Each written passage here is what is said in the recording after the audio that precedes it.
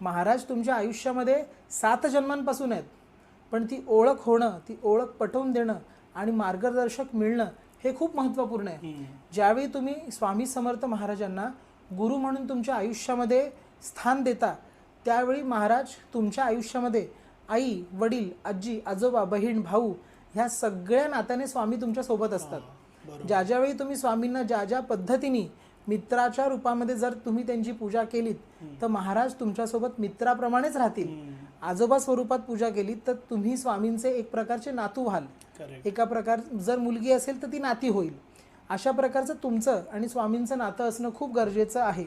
दुसरी गोष्ट म्हणाल तर जो काही स्त्रीवर्ग आहे जो ह्या पुरुषांच्या अत्याचाराला किंवा असंही दिसण्यात आलं की अनेक पुरुष असे आहेत की जे अक्षरशः दारूमध्ये लोळतात, घरामध्ये लोळतात दारूमध्ये. माझं एकच सांगणं आहे स्त्रीवर्गाला की तुम्ही कितीही सेवा करा, कितीही नामस्मरण करा, कितीही डोकं फोडा, पण दारूसाठी अजूनपर्यंत कुठल्याही प्रकारची सेवा नाही. त्यासाठी जे काही नामस्मरण रूपी औषध जे आम्ही द्यायचं काम करतो तर त्या औषधाचा खूप चांगला फरक स्त्रीवर्गाला पडलेला आहे.